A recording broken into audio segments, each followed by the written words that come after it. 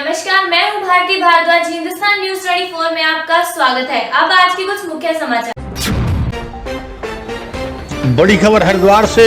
यहाँ हरिद्वार स्थित हर की पौड़ी पर खुदाई के दौरान निकली प्राचीन पैड़ियां चर्चा का विषय बनी हुई हैं। इन पैड़ियों पर प्राचीन दुर्लभ लिपि में कुछ लिखा हुआ है। सोशल मीडिया पर इन पैड़ियों की वीडियो वायरल होने के बाद जिस किसी ने ये भी सुना वो इन पैड़ियों को देखने के लिए हर की पौड़ी की तरफ दौड़ पड़ा।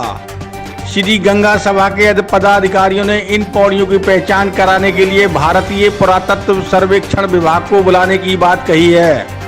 दरअसल हरिद्वार में कुंभ मेले के तहत सौंदर्यीकरण का काम चल रहा है। मंगलवार को सुबह हर की पौड़ी पर पैड़ी ब्रह्मकुंड पर मरम्मत का काम चल रहा था। पुरानी पैड़ी की खुदाई के दौरान कुछ और भी पुरानी पैड़ी निकल करके सामने आई हैं, जिस पर प्राचीन भाषा में कुछ लिखा हुआ है। सोशल मीडिया पर इन पैड़ियों की वीडियो वायरल होने के बाद लोग हर की पैड़ी की ओर दौड़ पड़े। श्री गंगा सभा के पदाधिकारियों ने मौके पर पहुंचकर इन पैड़ियों के पास चल रहे काम को रुकवा दिया है। भारतीय पुरातत्व सर्वेक्षण विभाग के अधिकारियों को सूचना दी गई है, जो कुछ ही समय में हरिद्वार हर की पौड़ी पर पहुंच जाएंगे। श्री गंगा सभा के महामंत्री तन्मय वशिष्ठ ने बताया कि हर की पैड़ी पर वर्तमान में लगी पैड़ियां ही 100 से 150 साल पुरानी हैं। अब इससे भी प्राचीन पैड़ियां निकलने के बाद वो आर्कियोलॉजिस्ट ऑफ इंडिया के अधिकारियों से इसकी पहचान करवाएंगे। वो चाहते हैं कि पहचान होने के बाद हर की पौड़ी के इतिहास के बारे में लोगों को और भी अधिक जानकारी मिल सके। हरिद्वार उत्तराखंड से Archana Dhingra, sub editor Hindustan news 24।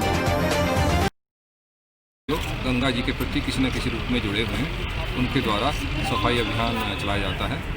हमने आज भी उनसे आग्रह किया था कि इस कंपटीशन में भी जो बच्चे कर उसमें भी अगर उनके कोई साथी उनको प्रतिभाग कराएं और स्वच्छता में हमारा सहयोग करें। तो सभी जो भी यहाँ पे आप देख रहे हैं सबने बढ़ चढ़ कर, मैं तो ये कहूँगा कि हमसे ज़्यादा उन्होंने कार्य किया। और ये आपके माध्यम से मैं एक संदेश और एक गुजारिश भी करना चाहता हूँ कि जो लोग हरिद्वार में आते हैं, श्रद्धालु आते हैं, उनका यहाँ पे स्वागत है।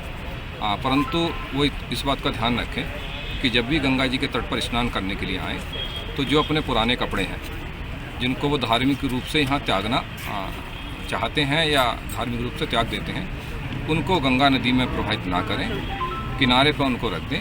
जो भी नगर निगम की टीम है स्वच्छता वाली, वो इनको एकत्रित करके उचित स्थान पर भेज देगी। उनकी रिसाइकलिंग भी हो सकती है। और इसी प्रकार प्लास्टिक इन चीज़ों को भी गंगा जी में प्रवाहित ना करें। गंगा की स्वच्छता की जिम्मेदारी एक हम सबकी जिम्मेदारी है, या कह लीजिए कि राष्ट्रीय जिम्मेदारी है। और गंगा जी यदि स्वच्छ होंगी तो गंगा जी की स्वच्छता की बात दूर दूर तक जाएगी और हमारे शहर का ही नहीं, हमारे प्रदेश और राष्ट्र का भी गौरव बढ़ेगा।